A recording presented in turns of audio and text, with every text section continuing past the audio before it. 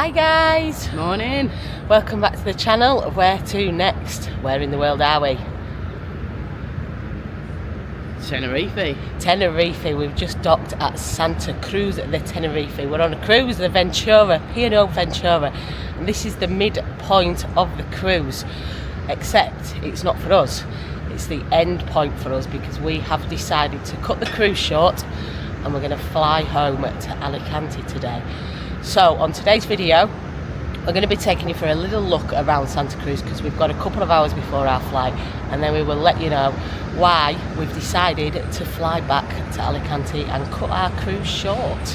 Here we go. The sun's just coming up as well, so we should get a bit of sunlight. Here we go.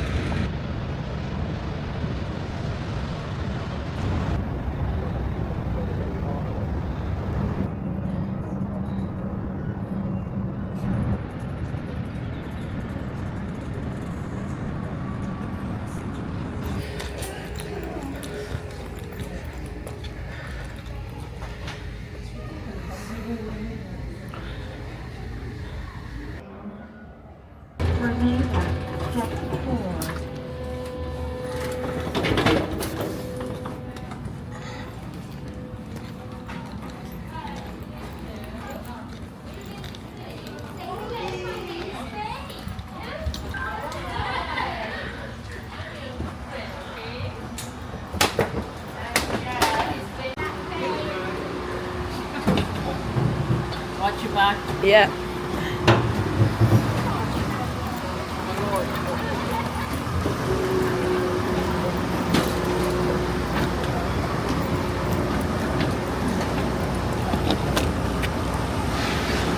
Right, we're out, we're off. End of cruise for us. But because we're disembarking early, we've got to go through the immigration process. So we've got to find the immigration office first and then show them all our documents, get cleared through. Then we can have a little look around Santa Cruz before we make our way to the airport.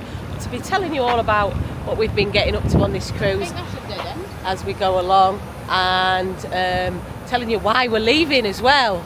Immigration done. I thought we were going to be leaving you behind then, Helen. You always get stuck, don't you? Passport didn't scan. New passport as well. Didn't want to scan, but luckily we've got the residency cards with us as well, so it was made it easier.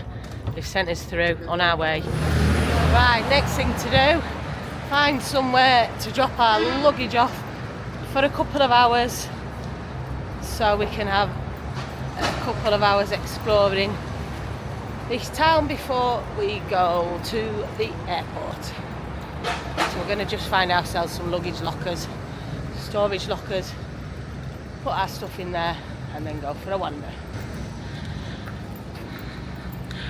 Adios, Ventura!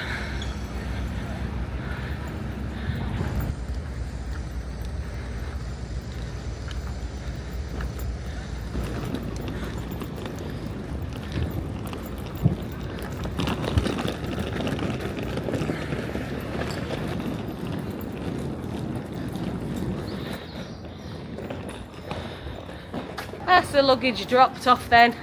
A little bit lighter. It was a bit of a trek coming up this hill, wasn't it? A few steps. Yeah, a few more steps. I've not done many steps this holiday. You've crawled up them. I've crawled up them. Quite expensive though to drop that luggage off. It was €15 for each extra large locker, which got a suitcase and a bag in.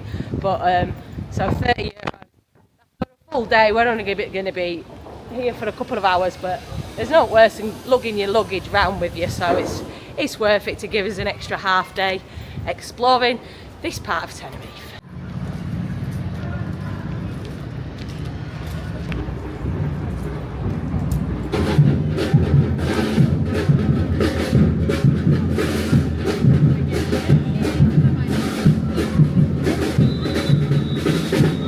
Looks like we've stumbled upon some sort of fiesta.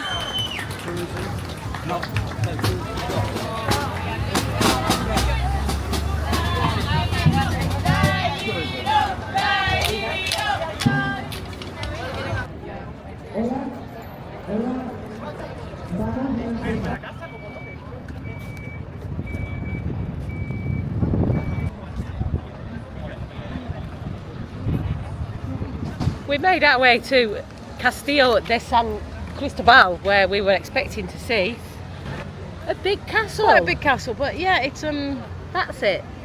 The circle, that's where it was. Yes. At one point in history there was a castle there, but it is no more.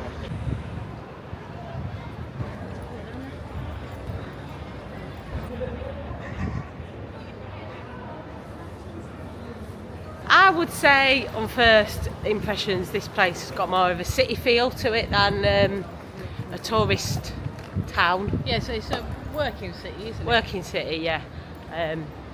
It's very pretty. There's lots going on, lots of little plazas, cafes, restaurants, shops, all that sort of stuff that you'd expect from a city. Completely different to where we were yesterday, which was big contrast. La Palma. And that was very, Old town Spanish. yeah, very old school Spanish feel. There wasn't much.